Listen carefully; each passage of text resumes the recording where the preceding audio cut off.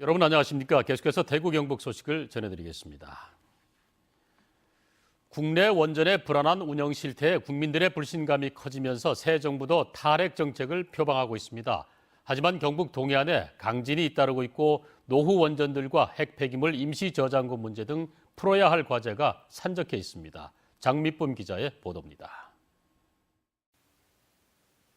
7년 전 후쿠시마 원전 사고 직후 국내에서도 노후 원전의 수명 연장이 가장 큰 논란거리였습니다.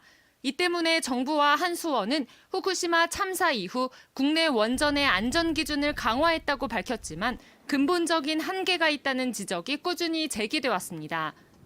40년 전의 설계 개념을 지금도 문제 없다라고 주장하는 거예요. 안전에 대한 불감증이라고밖에 볼 수가 없어요. 더구나 경주와 포항에서 관측사상 최대 규모의 강진이 잇따르면서 상황은 더욱 심각해졌습니다. 숨어있던 활성 단층대의 위력이 드러난 만큼 경주 지역의 노후 원전도 빨리 폐쇄해야 한다는 주장이 제기되고 있습니다. 문재인 정부가 이미 가동 중단 방침을 밝힌 월성 1호기뿐만 아니라 수명이 임박한 2, 3, 4호기도 조기 폐쇄해야 한다는 지적입니다. 국내에 지금 가동되고 있는 원전 중에서 지진에 가장 취약한 원전이 중수로 원전이 월성 1, 2, 3, 4호기로 이미 밝혀져 있습니다. 그런데 이제 이 지역에서 지금 지진이 계속되고 있거든요. 특히 이들 원전은 고준위 핵 폐기물을 경수로보다 4.5배나 더 많이 발생시키는 중수로 원자로여서 운영하면 할수록 미래 세대에게 큰 부담을 지우게 됩니다. 더구나 월성 원전에 임시 보관하고 있는 고준위 사용 후 해결료도 무려 8천여 톤으로 앞으로 큰 강진을 견뎌낼 수 있을지 의문입니다. 두 차례 강진 이후에도 정부와 한수원은 내진 설계 보강으로 원전과 해결료 임시 저장고 모두 안전에 문제가 없다는 입장을 여전히 고수하고 있습니다. 한수원은 지금보다 2배 안전한 사고 저항성 해결료를 개발하고 안전 기준에 부합하도록 원전 내 모든 설비를 보강하겠다고 밝혔습니다. 국제환경단체 그린피스는 최근 후쿠시마 방사능 오염이 22세기까지도 지속될 것이란 분석을 내놨습니다.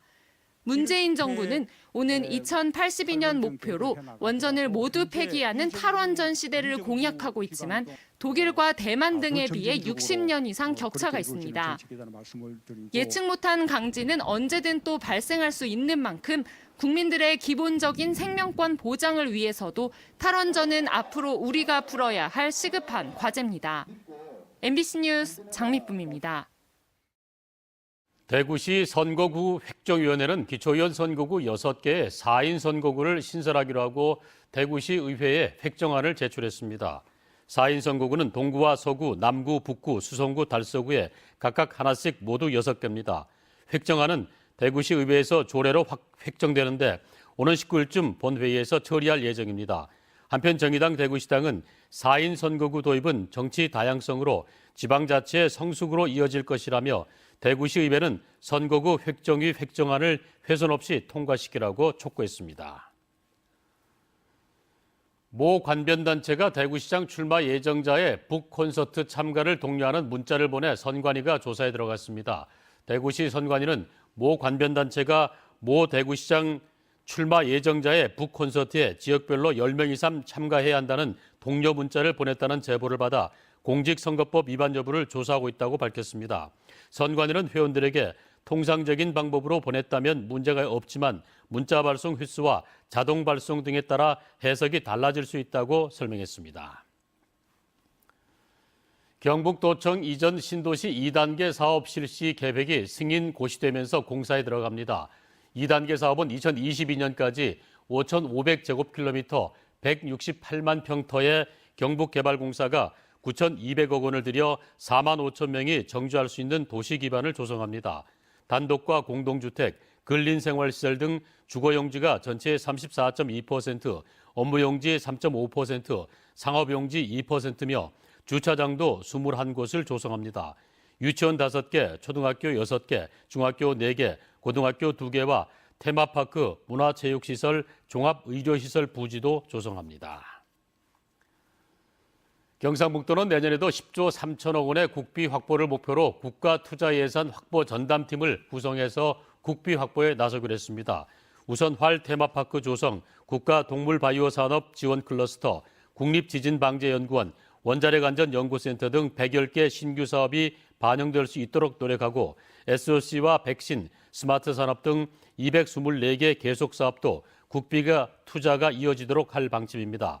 현재 예비 타당성 조사가 진행 중인 보령-울진 간 고속화 도로 등 2건과 부처 심의 중인 7건, 신규 건의사업 14건 등 모두 23개 사업이 예비 타당성 조사를 통과할 수 있도록 지역 국회의원실과 합동으로 노력한다는 계획입니다.